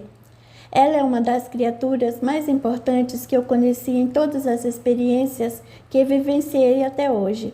Num passado remoto, tanto ela quanto eu, ao sermos abandonados pela nossa mãe, que não suportou a ausência do seu segundo marido, nosso padrasto, morto em combate numa das campanhas militares, nas quais se envolvia com regularidade, foi ela, Lourdes, como minha irmã mais velha, que cuidou de mim como um verdadeiro filho. Apesar da sua pouca idade, assumiu para comigo o papel de mãe, na miserabilidade a qual procurávamos sobreviver. Portanto, esse teu ato de amor em relação a uma criatura que tanto prezo torna-se um fator fundamental de alteração, a partir de agora, das minhas disposições. Conforme eu disse anteriormente, não consigo de maneira alguma lhe perdoar. De todo modo, suspendo em definitivo a minha contenda com você e com aqueles com os quais você se relaciona, estejam eles na tua dimensão ou na minha, como é o caso dos teus 2 filhos. Sendo assim, receba o meu adeus.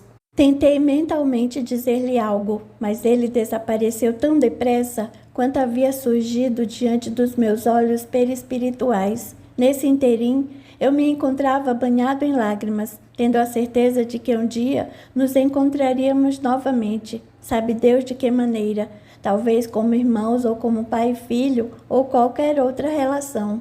Nosso reencontro era certo, de todo modo, para solvermos as nossas pendências de forma harmônica, contando com as bênçãos do Senhor nesse processo de reconciliação.